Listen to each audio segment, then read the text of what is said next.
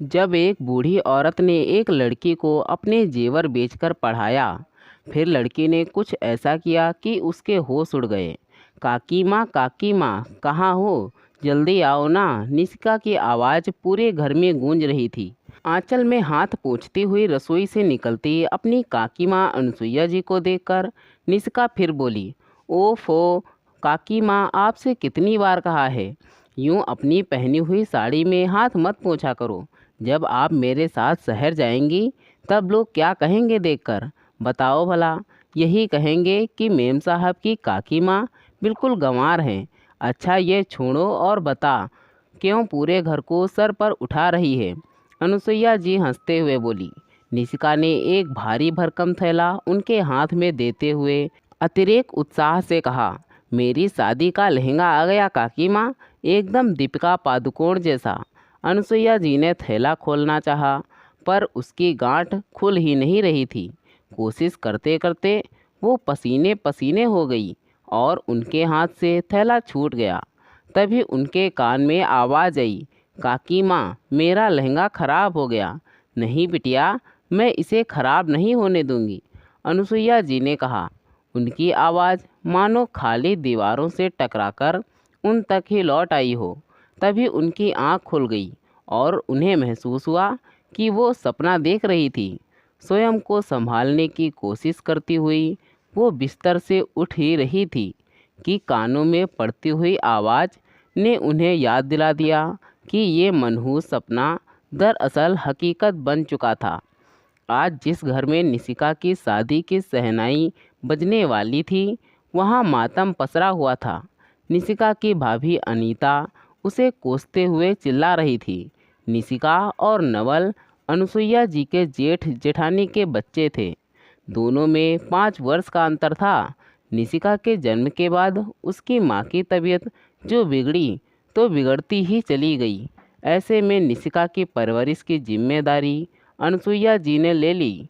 देश की रक्षा करते हुए सीमा पर शहीद हो गए उनके पति के बाद निशिका उनके अंधेरे जीवन में उजाले की किरण बनकर आई थी।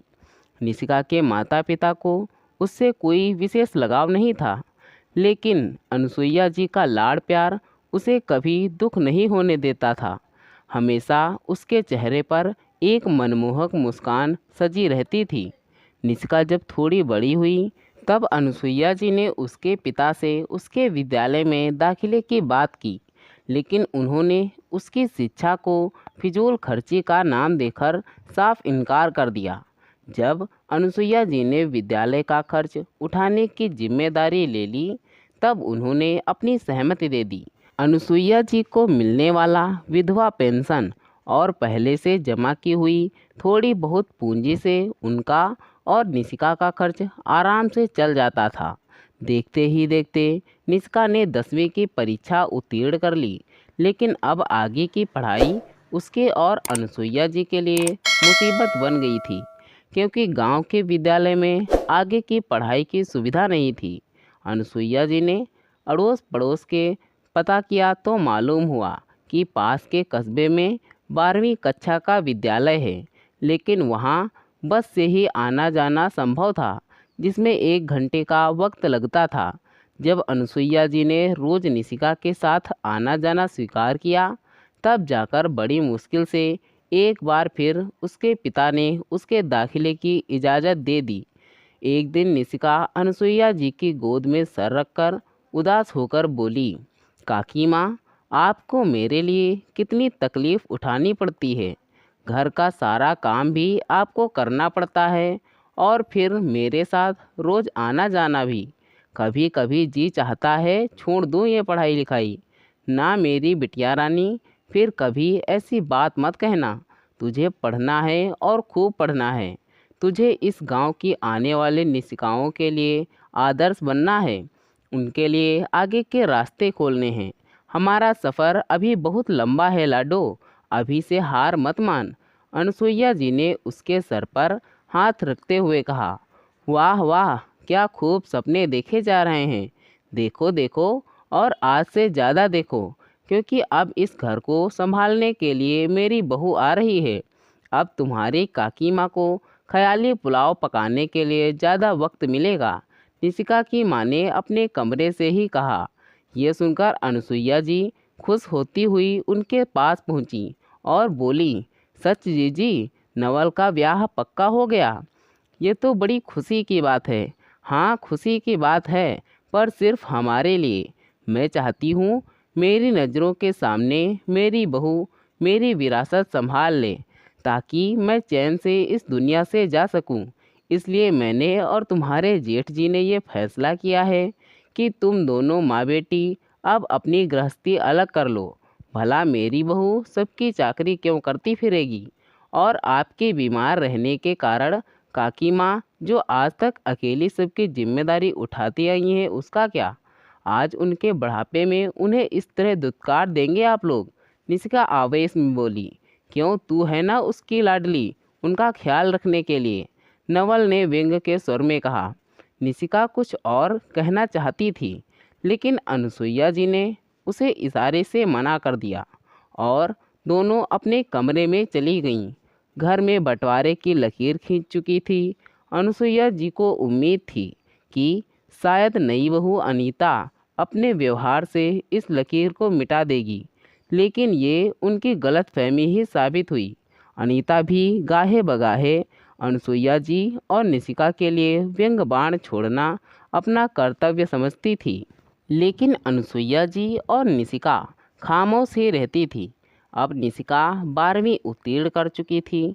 इससे पहले कि अनसुईया जी उसकी आगे की शिक्षा के विषय में कुछ सोचती, निशिका के पिता ने समाज का हवाला देकर उसका ब्याह तय कर दिया। अनसुईया जी चाहकर भी विरोध नहीं कर सकीं। वो उदास सी अपने कमरे में बैठी हुई थी कि तभी चहकती हुई निशिका आई और बोली, काकी माँ, शादी की सारी खरीदारी मैं आपके साथ करूँगी। उसे खुश देखकर अनसुईया जी को हैरानी हुई। उन्होंने जब उससे इस खुशी की वजह पूछी तो निशिका बोली, काकी माँ, जब आपका होने वाला दामाद मुझे देखने आया था तो मैंने मौका पाकर उससे पूछा था कि क्या वो मुझे अपने साथ शहर ले जाकर आगे पढ़ने देगा, और आपको पता है उसका जवाब हाँ था। शहर जाने के बाद मैं आपको भी वहाँ बुला लूँगी, आप आएंगे ना? निशिका का भोलापन देखकर अनसुईया जी मुस्कुरा उठी और ईश्वर से उसके सपने पूरे होने की मनौतियाँ मानने लगी। विवाह में बस 1 सप्ताह रह गया था। सभी लोग तैयारियों में व्यस्त थे कि खबर आई, लड़के वालों ने दूसरी जगह ज़्यादा दहेज मिलने की बात कहकर रिश्ता तोड़ दिया था। ये सुनते ही सारे घर में मातम छा गया था। सभी निशिका के दुर्भाग्य को ही इसके लिए जिम्मेदार मान रहे थे। अब रोज़ सुबह सबकी शुरुआत निशिका को कोसते हुए होती थी। इस घटना ने कभी दुखी ना होने वाले निशिका को तोड़ दिया था। अकेले बैठी वो बस खाली दीवारों को ताकती रहती थी। अनसुईया जी उसे संभालने की नाकाम कोशिशों में लगी रहती थी।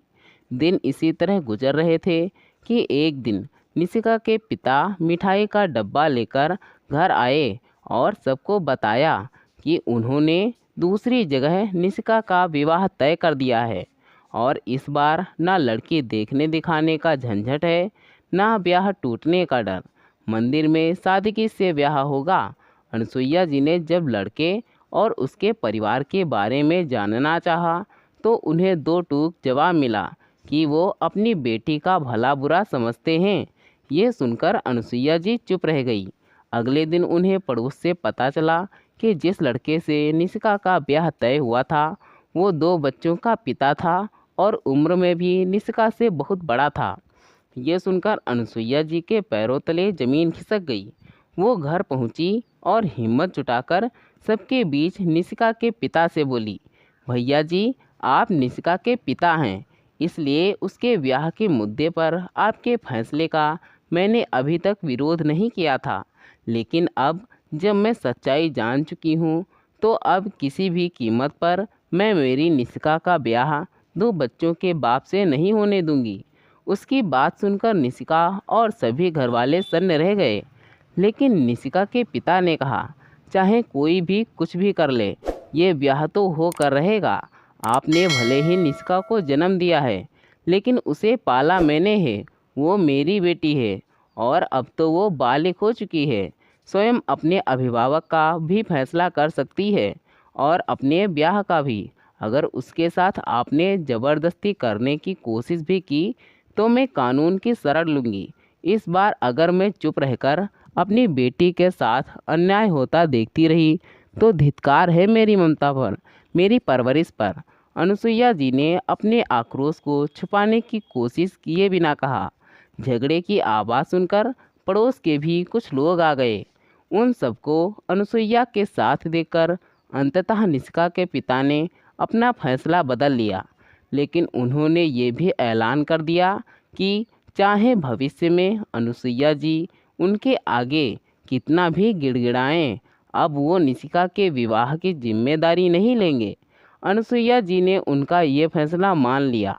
अब निशिका के लिए कुछ भी करने के लिए उन्हें किसी की इजाज़त की ज़रूरत नहीं थी। उन्होंने जब निशिका से भविष्य की योजना के बारे में पूछा तो निशिका बोली, काकी माँ, मेरी 12वीं की कुछ सहेलियाँ बता रही थीं कि शहर में एक ऐसा कॉलेज है जो घर पर पढ़ने के लिए किताबें वगैरह देता है। बस परीक्षा देने के लिए कॉलेज जाना पड़ता है। इसे दूरस्थ शिक्षा कहते हैं। मैं सोच रही थी मैं भी इसी माध्यम से स्नातक, फिर बीएड और स्नातकोत्तर की पढ़ाई करूं। मैं शिक्षक बनकर अपने जैसी लड़कियों के जीवन में ज्ञान का प्रकाश भरना चाहती हूं। काकी माँ, अच्छी बात है बिटिया, हम कल ही शहर चलेंगे। अनुसुईया जी ने निशिका को आश्वस्त करते हुए कहा। जब घर में सभी लोगों को इस तरह बात का पता चला तो सबने एक स्वर में कहा, देखते हैं दोनों माँ बेटी मिलकर ये ख्याली पुलाव कब तक और कैसे पकाती हैं। अनुसुईया जी ने निशिका का दाखिला स्नातक में करवा दिया। घर पहुंचकर अनुसुईया जी बोली, पड़ोस वाली गीता कह रही थी कि आजकल सब कंप्यूटर से भी पढ़ते हैं। हम कल चलकर तेरे लिए कंप्यूटर भी खरीदेंगे ताकि तू अच्छी तरह पढ़ सके। लेकिन काकी माँ, वो बहुत महंगा आता है, निशिका ने कहा। अनुसुईया जी अलमारी से अपने कुछ जेवर निकालते हुए बोली, जब तक तेरी काकी माँ जिंदा हैं तुझे पैसों के बारे में सोचने की ज़रूरत नहीं है। जेवर देखकर निशिका उनके मन की बात समझ गई। उसने विरोध करते हुए कहा, इन्हें आप अपने बुढ़ापे के लिए रखिए। तू है ना मेरे बुढ़ापे के लिए। अनुसुईया जी ने मुस्कुराते हुए कहा। कंप्यूटर और किताबों की मदद से निष्का जोर शोर से पढ़ाई में लग गई। अब उसकी आंखों में बस एक ही सपना था, पढ़ लिख कर अपनी काकी माँ का नाम रोशन करना। देखते देखते 6 वर्ष गुजर गए। निशिका ने स्नातक और फिर बीएड भी पूरा कर लिया था और अब लड़कियों के एक विद्यालय में पढ़ाते हुए शहर में ही कामकाजी लड़कियों के हॉस्टल में रहकर स्नातकोत्तर भी कर रही थी। अनुसुईया जी अक्सर उससे मिलने जाती रहती थी। निशिका ने स्वयं अपने लिए और अनुसुईया जी के लिए एक मोबाइल खरीद लिया था ताकि रोज़ बिना किसी व्यवधान के उनकी बातें होती रहें और उनकी काकी माँ बेवजह उसकी फिक्र में ना घुलती रहें। एक दिन सुबह सुबह निशिका ने अनुसुईया जी को फ़ोन किया और कहा, काकी माँ, जितनी जल्दी हो सके आप मेरे पास आ जाइए। अनुसुईया जी किसी अनहोनी की आशंका से घबराती हुई तुरंत ही शहर के लिए मिलने वाली पहली बस में सवार हो गई। सारे रास्ते उनके दिमाग में अजीबोगरीब विचार आ रहे थे जिन्हें वो दूर झटकने का प्रयास कर रही थी। 1 घंटे का सफ़र भी आज उन्हें बहुत लंबा लग रहा था। जब वो घबराई हुई निशिका के हॉस्टल में पहुंची तो देखा आज निशिका ने कुछ अलग ही श्रृंगार कर रखा था। अनुसुईया जी ने थोड़े गुस्से में कहा, स्वयं यहाँ सज धज कर बैठी है और इस तरह फ़ोन करके मेरी धड़कन बढ़ा दी। माफ़ कर दो काकी माँ, दरअसल मुझे आपसे किसी और से मिलवाना है, निशिका ने शराफत से कान पकड़ते हुए कहा। अनुसुईया जी आगे की बात समझ गईं और बोलीं, तू भी ना बिटिया एकदम पागल है। देख तो तेरी बात सुनकर मैं जैसे तैसे ही चली आई।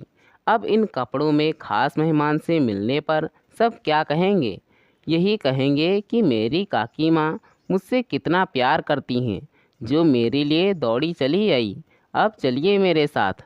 निशिका अनसुईया जी का हाथ पकड़कर बाहर आ गई। दोनों एक रेस्टोरेंट में पहुँचे, जहाँ निशिका के साथ स्नातकोत्तर करने वाला कश्यप अपने माता पिता के साथ उनका इंतजार कर रहा था। निशिका ने सबसे अनसुईया जी का परिचय करवाया। कश्यप के पिताजी ने बातचीत शुरू करते हुए कहा, हमें और हमारे बेटे को आपकी बेटी बहुत पसंद है, इसलिए हम आपसे रिश्ते की बात करना चाहते थे। अनसुईया जी ने स्वयं को संयत करते हुए कहा, ये तो बहुत खुशी की बात है भाई साहब। देखिए ना, इस पगली ने मुझे अचानक फ़ोन कर दिया कि मैं बस भागी चली आई, मिठाई वगैरह भी कुछ नहीं ला पाई। वो तो काकी माँ हमारे बीच शर्त लगी थी कि निशिका के फ़ोन करने पर आप कितनी देर में यहाँ पहुँचेगी। आपको इस तरह दौड़ भाग करवाने के लिए मुझे माफ़ कर दीजिए। फिर मैंने ही सोचा कि अगर आप आ जाएंगी तो आपको अपने माँ पापा से भी मिलवा दूंगा। कश्यप ने माफ़ी मांगते हुए कहा, हाँ हाँ, बहुत जल्दी है तुझे अपने ब्याह की शहनाई की, समझते हैं हम। कश्यप की माँ ने हंसते हुए कहा। अनसुईया जी ने निशिका की तरफ एक नज़र देखा और कश्यप के माँ पापा से कहा, अगर आप लोगों को दिक्कत ना हो तो घर आकर एक बार निशिका के माता पिता से ब्याह के बारे में बात कर लीजिए। जी आप बिल्कुल ठीक कह रही हैं। निशिका ने हमें सारी बातें बता दी हैं, इसलिए हम पहले आपकी सहमति लेना चाहते थे। कश्यप के माता पिता बोले, मेरी खुशी तो मेरी बेटी की खुशी में है और मैं जानती हूँ वो किसी गलत इंसान को नहीं चुनेगी। अनसुईया जी ने निशिका और कश्यप को आशीर्वाद देते हुए कहा। अगली मुलाकात की बात तय करके सब लोग अपने अपने घर के लिए निकल गए। अगले सप्ताह जब कश्यप के माता पिता निशिका के घर पहुँचे, तब निशिका के पिता ने उनसे सपाट लहजे में कह दिया कि निशिका के जीवन से उनका कोई लेना देना नहीं है। वो और अनसुईया जी जो चाहें करें। कश्यप के माता पिता ने उनकी बात सुनने के बाद अनसुईया जी के साथ मिलकर ब्याह की सारी बातें तय कर ली। अगले महीने निशिका और कश्यप के ब्याह की तारीख पक्की हो गई। निशिका और कश्यप के अनुसार गांव के मंदिर में ही शादी की व्यवस्था की गई थी। निशिका के माता पिता, भाई भाभी महज एक मेहमान की तरह ब्याह देखने पहुँचे। जब कन्यादान के वक्त पंडित जी ने निशिका के माता पिता को बुलाया, तब अनसुईया जी ने बड़ी उम्मीद से अपने जेठ जेठानी की तरफ देखा, लेकिन दोनों की तरफ से कोई प्रतिक्रिया नहीं हुई। इसके पहले कि अनसुईया जी उनसे अनुनय विनय करने उनके पास पहुंचती, निशिका बोली, काकी माँ आइए, रस्म पूरी कीजिए। ये सुनकर गांव की एक महिला बोली, ये कैसे करेगी रस्म, ये तो विधवा है। विधवा से रस्म करवाना भारी अपशगुन होता है। मेरे जीवन में काकी माँ के होने से बड़ा शगुन और कुछ नहीं हो सकता, जिन्होंने मेरी परवरिश की, मुझे काबिल बनाया, हर वक्त मेरे साथ खड़ी रही। मेरे ब्याह की रस्म करने का अधिकार भी सिर्फ उनका है। जब पत्नी के ना रहने पर पुरुष को किसी शुभ काम से दूर नहीं किया जाता, तो पति के ना रहने पर स्त्री के साथ होने वाले इस दोहरे व्यवहार को अब बदलना ही होगा। निशिका ने दृढ़ स्वर में कहा। उसकी बात से सहमत जताते हुए कश्यप की माँ अनसुईया जी का हाथ पकड़कर उन्हें मंडप पर ले आई। भीगी आंखों और स्नेह में पड़े ढेरों आशीर्वाद के साथ अनसुईया जी ने कन्यादान की रस्म पूरी की और निशिका को विदा किया। 2 वर्षों के अथक परिश्रम के बाद निशिका का स्नातकोत्तर भी पूरा हो चुका था। डिग्री मिलते ही वो कश्यप को लेकर अनसुईया जी से मिलने पहुंची। अनसुईया जी ने दोनों के पसंदीदा पकवानों के साथ उनका स्वागत किया। खाने पीने के बाद कश्यप ने अचानक अनसुईया जी से कहा, काकी माँ अपनी आंखें बंद कीजिए, आपका बेटा आपके लिए एक उपहार लाया है। अनसुईया जी के आंखें बंद करने के बाद कश्यप ने उनके हाथ में कुछ कागज़ रख दिए। जब अनसुईया जी ने उन्हें पढ़ा तो सहसा उनकी आंखों से खुशी के आंसू बह चले। ये देखकर निशिका हैरान होती हुई बोली, अरे ये क्या दिया है मेरी काकी माँ को, जिसने उन्हें रुला दिया। अनुसुईया जी ने अपने आंसू पोंछे और मुस्कुराते हुए कागज़ निशिका की तरफ बढ़ाते हुए कहा, लगता है दामाद जी तुमसे बहुत बातें छुपाते हैं। ये ठीक बात नहीं है दामाद जी। माफ़ी काकी माँ, आगे से ऐसा नहीं होगा। कश्यप भी मुस्कुराते हुए बोला। निशिका ने कागज़ देखे तो वो गांव में लड़कियों के लिए 12वीं तक का विद्यालय खोलने का सरकार का आज्ञा पत्र था। विद्यालय के निर्देशक की जगह स्वयं उसका और कश्यप का नाम था। इसके साथ ही विद्यालय के लिए ज़मीन के कागज़ के साथ साथ विद्यालय के रजिस्ट्रेशन के भी कागज़ थे, जिन पर लिखा था अनुसुईया उच्चतम विद्यालय। ओह, तो इसलिए जनाब पिछले 1 वर्ष से इतना व्यस्त रहते थे और मुझे भनक तक नहीं लगी। निशिका अपनी खुशी जाहिर करते हुए बोली। कश्यप ने अनुसुईया जी से कहा, काकी माँ, निशिका ने मुझे बताया कि आपने कितनी मुश्किलों का सामना करते हुए उसकी पढ़ाई करवाई, और ये भी कि आपके मन में गांव की लड़कियों के लिए कुछ करने की चाह है। इसलिए मैंने सोच लिया था कि अपनी काकी माँ का सपना मैं पूरा करूँगा, ताकि गांव की अगले आने वाली निशिकाएँ इस बात का अफसोस ना कर सकें कि उनके पास कोई अनुसुईया काकी माँ क्यों नहीं है। कश्यप की बात सुनकर अनुसुईया जी के आंखों से पुनः खुशी के आंसू बह चले। कुछ ही दिनों में सारी प्रक्रियाओं के तहत विद्यालय बनने का कार्य शुरू हो गया। गांव के लोग भी अपने बेटियों के उज्जवल भविष्य के कामना करते हुए इस काम में अपनी तरफ से हाथ बटा रहे थे। देखते ही देखते विद्यालय के आरंभ होने का दिन आ पहुंचा। कश्यप और निशिका अनुसुईया जी को साथ लेकर विद्यालय पहुँचे, जहाँ विद्यालय के 7 शिक्षक, 40 विद्यार्थी, अन्य कर्मचारियों के साथ साथ लगभग सारे गांव वाले उनके प्रतीक्षा कर रहे थे। जब विद्यालय के मुख्य दरवाजे पर लगे हुए रिबन को काटने के लिए कश्यप ने अनुसुईया जी के हाथ में कैंची दी, तो वो बोली, नहीं बेटे, ये तुम्हारी मेहनत का फल है, इसलिए ये शुभ काम तुम दोनों करो। सहसा गांव के सरपंच जी बोले, लेकिन इस शुभ काम की प्रेरणा तो आप ही हैं अनुसुईया बहन। आपने बिना किसी सहयोग के निशिका बिटिया को आगे बढ़ाया, जिसका सुखद परिणाम आज गांव की दूसरी बेटियों को मिलने जा रहा है। इसलिए ये शुभ काम तो आपके ही हाथों होना चाहिए। गांव के सभी लोग उनकी बात से सहमत थे। आज किसी के मुंह से अपशगुन की बात ना सुनकर निशिका बहुत प्रसन्न थी। सबके आग्रह पर अनुसुईया जी ने मुख्य द्वार का रिबन काटा और सब लोग विद्यालय के अंदर पहुँचे।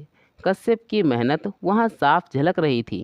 सभी गांव वाले कश्यप, निशिका और अनुसुईया जी के प्रति आभार व्यक्त कर रहे थे।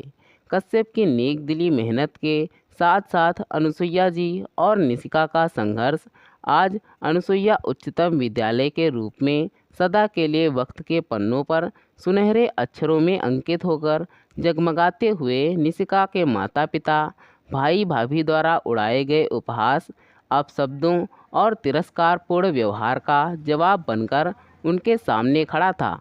तो दोस्तों, यह थी हमारी आज की कहानी। अगर यह कहानी आपको पसंद आई है तो कृपया इसे लाइक करें और कहानी पर अपनी राय देने के लिए इसमें कमेंट करें। दोस्तों, ऐसी ही और कहानियाँ सुनने के लिए, और या फिर आप हमारे चैनल पर नए हैं तो कृपया हमारे चैनल को सब्सक्राइब करें और दोस्तों बेल नोटिफिकेशन को ऑन करना ना भूलें, जिससे हमारी कहानियाँ आप तक पहुँचती रहें। धन्यवाद दोस्तों। Thanks for watching this video.